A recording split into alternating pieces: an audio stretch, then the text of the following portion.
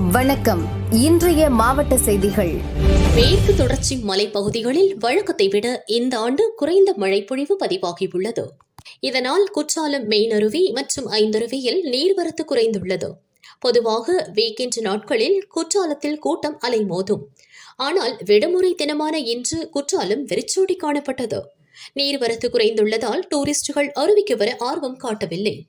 பொதுவாக விடுமுறை நாட்களில் அங்குள்ள கடைகளில் சேல்ஸ் களை கட்டும். தற்போது வியாபாரம் மந்தமாக உள்ளதால் தொழிலாளிகள் அப்செட் ஆகினர். மழை முற்றிலும் நின்றுவிட்டதால் அருவிக்கு நீர்வரத்து முற்றிலுமாக நின்றுவிடும் என எதிர்பார்க்கப்படுகிறது. உலக இந்து கல்வியாளர்கள் சங்கம் சார்பில் ஸ்ரீரங்கம் விஸ்வ இந்து பரிஷத் அலுவலகத்தில் ஒருநாள் கருத்தரங்கம் நடந்தது. மாநில அளவிலான இந்த கருத்தரங்கில் முனைவர் பட்டம் பெற்ற பல கல்வியாளர்கள் கலந்து கொண்டனர். 4 வேதங்கள் குறித்து சுவாமி ராமகிருஷ்ணன் சிறப்புரையாற்றினார். பின்னர் விஸ்வ இந்து பரிஷத் அமைப்பின் அகில பாரத இணை செயலாளர் ஸ்தான மாலையான் செய்தியாளர்களை சந்தித்து பேசினார்.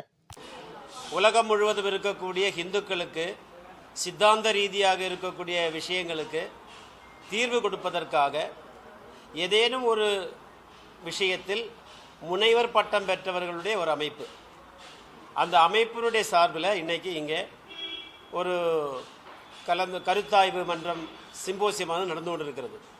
தலைப்பு the challenges posed by the religious minorities of Tamil Nadu.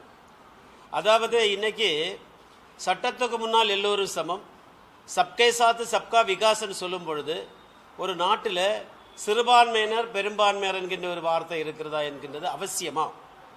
அதாவது மக்கள் எல்லோரும் ஒன்று என்கின்ற எண்ணத்தோடு ஒரு நாடு வேலை செய்யும் பொழுது இன்னைக்கு மாறிக்கொண்டிருக்கக்கூடிய இந்த காலகட்டத்தில் அரசாங்கம் அரசியல் கட்சிகளும் கூட சேர்ந்து சிந்தனை பண்ண வேண்டிய ஒரு காலகட்டத்தில் இருக்கிறதால தமிழ்நாட்டில் இருக்கக்கூடிய இந்த சூழ்நிலையில் இந்த சிம்போசியமானது நடந்து கொண்டிருக்கிறது. இதில் 3 தலைப்புகளில் இந்த விஷயமானது நடக்கிறது. இப்போது சுவாமி ராமகிருஷ்ணானந்தா பேசினது எப்படி பொருளாதாரத்துறையில் மாற்று மதத்தினர், மாற்று சமயத்தினர், பிற சமயத்தினர் மூலமாக இந்து சமயத்துக்குள்ளால் உருவாகி இருக்கக்கூடிய பிரச்சனைகளை குறித்துள்ள விஷயங்களை பற்றின ஒரு கருத்தாய்வு நடந்தது. இதே போல் சிறுபான்மையர் என்கின்றது பேர் சொல்லும் பொழுது தப்பாக கூட எடுக்கக்கூடாது. இன்றைக்கி யாழ்ப்பாணம் பல்கலைக்கழகத்திலேருந்து வந்தவர் சொன்னாங்க புறச்சமயத்தினர் அகச்சமயத்தினர் சொல்லிட்டு. நம்ம எல்லாரையும் ஒன்றா நினைச்சுக்கிறோம். ஆனால் இன்றைக்கி பொலிட்டிக்கல் விஷயம் வரும்பொழுது தமிழ்நாட்டில் இருக்கக்கூடிய சட்டமன்றத்தில் அப்பாவு நம்முடைய சபாநாயகர் வரைக்கும் சொல்கிறார்கள், கிறிஸ்தவர்களாகத்தான் இந்த நாட்டில் நாங்கள் வெற்றி பெற்றிருக்கிறோம். ஆகையினால மைனாரிட்டி ஓட்டு பேங்க் எப்படி இந்த அரசியலை திருத்திட்டு இருக்கிற விஷயத்தில் அது திருப்பரங்குன்றத்திலையும் பார்த்தோம், இந்து அறநிலையத்துறையில் பார்க்குறோம். மதசார்பற்ற அரசுன்னு சொல்லக்கூடிய அரசியல் கட்சிகள் ஆலயத்தை மட்டும் நிர்வாகம் பண்ணி கொண்டிருக்கோம். விஸ்வ இந்து பரிஷத்து இதை எதிர்க்கிறது. வாகா என்கின்ற அமைப்பு மூலமாக இந்த சர்ச்சை நடக்கிறது. 3ஆவதாக வரக்கூடியது நம்முடைய கல்வித்துறையில் எப்படி கான்ஸ்டிடியூஷனில் 29-30 அவங்களுக்கு மைனாரிட்டி ரைட்ஸ் கொடுத்தாலும் கூட இன்னைக்கு காலகட்டத்தில் இதை பற்றின விஷயங்கள் என்ன? அதாவது அதுக்குள்ளால போயிடுச்சுன்னா சிம்போசியத்தில் இந்த விஷயங்கள் வரும். அப்பாயின்மெண்ட்டாக இருக்கலாம், ரோஸ்டராக இருக்கலாம், ஒரு கல்வி நிலையம் தொடங்குறதா இருக்கலாம். ஆகையினால குறிப்பாக தமிழ்நாட்டில் சிறுபான்மையர் என்கின்ற மதத்தினுடைய அடிப்படையில் இருக்கக்கூடிய பிரச்சனையினால என்னென்ன வரும்னு ஒரு கருத்தாய்வு இன்றைக்கி ஸ்ரீரங்கத்தில் இங்கே நடந்து கொண்டிருக்கிறது. முனைவர்கள் கலந்து கொண்டிருக்காங்க.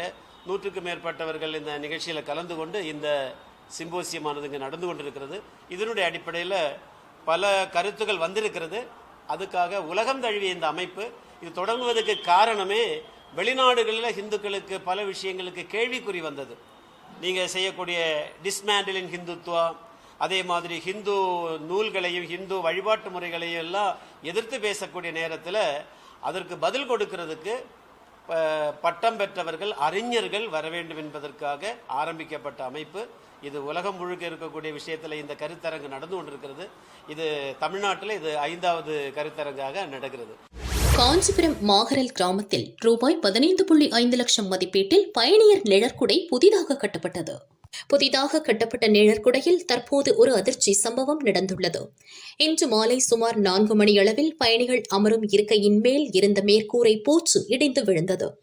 அதிர்ஷ்டவசமாக அந்த நேரத்தில் அங்கு பயணிகள் யாரும் இல்லாததால் பெரும் விபத்து தவிர்க்கப்பட்டது. உத்திரமேரூர் எம்எல்ஏ சுந்தர் தொகுதி மேம்பாட்டு திட்டத்தின் கீழ் இந்த நிழற்குடை கட்டப்பட்டது. மாகரல் கிராமத்தில் புகழ்பெற்ற சிவன் கோவில் மற்றும் தனியார் பெண்கள் கல்லூரி உள்ளது. இதனை கருத்தில் கொண்டு இந்த திட்டம் செயல்படுத்தப்பட்டது. ஆனால் முறையான பராமரிப்பு இன்றி தற்போது மேற்கூரை பெயர்ந்து விழுந்தது அதிர்ச்சியை ஏற்படுத்தியுள்ளது. சமீப காலமாக திமுக அரசின் சார்பில் கட்டப்பட்டு வரும் கட்டிடங்கள் அரசு விதிகளின்படி முறையாக கட்டப்படவில்லை என அதிமுக உள்ளிட்ட எதிர்க்கட்சிகள் குற்றம் சாட்டி வருகின்றனர்.